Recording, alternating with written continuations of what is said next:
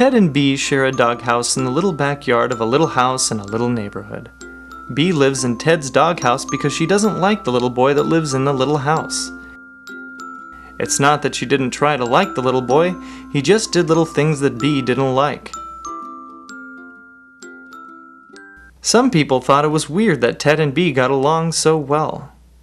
"Cats and dogs aren't supposed to like each other," they'd say. Then they'd take a picture as if it was some kind of rarity. The two didn't really have a choice, you see. Ted came from one of those dirty old pet stores. He was sleeping the best he could when a loud, obnoxious squealing woke him up.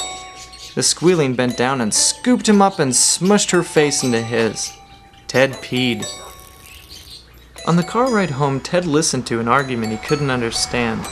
He learned years later he was a replacement for the child the squealer was supposedly unable to have. When the miracle happened and Bee's nemesis was born, Ted was sent to live in the backyard.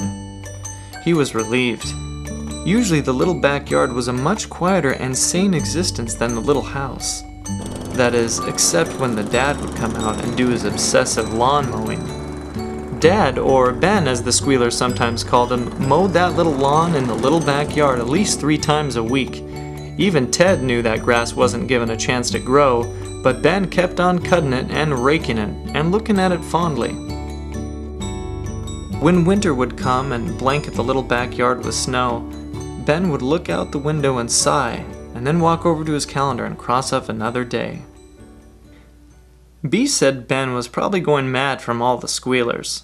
Every day the main squealer, who Ben sometimes called Honey, would call up other squealers and they'd sit around and put colors on their faces that made them look like scary clowns.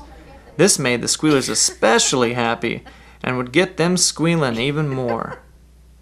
Bee's pretty sure this is why her nemesis, the boy who Ben sometimes called Hank, would come after her. Small kids can't handle that much squealing, and eventually something in Hank's brain just snapped. Actually, Bee is definitely sure this is what happened. Bee and Ted sat together in the doghouse every day. They thought about running away, but Ted only knew of the scary pet store, and Bee only remembers coming from a house with even more squealers than here.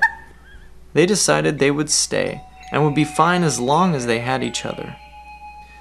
Of course, anytime a decision like that is made, something is bound to go wrong. Ted started seeing strangers come around, peeking under things, opening up all the cupboards and saying to their friends, "What do you think?" Or, "Do you like it?" Hank had managed to scoop up Bee one afternoon for a bit of torture. She had noticed a sign in the front yard that said, "For sale." "We're moving, Ted." "What does that mean?" "It means we won't be living here anymore."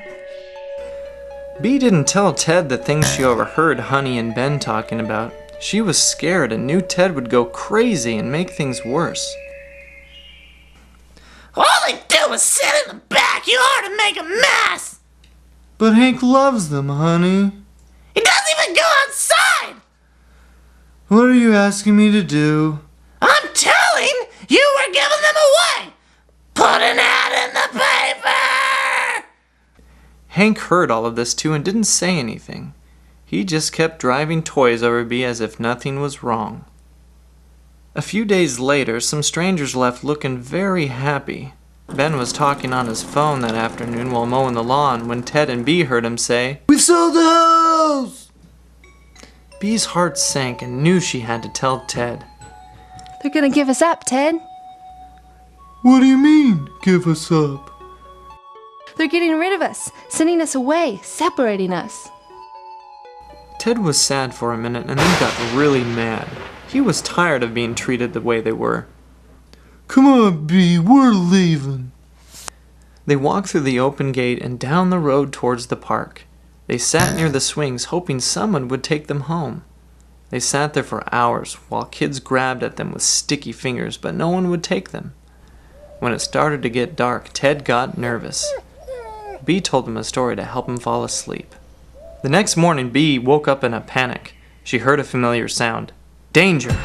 She looked up and saw Hank running for them. "There they are!" he yelled to his friends. "Grab a cat, we gotta try out this new rocket!" The other boys cheered.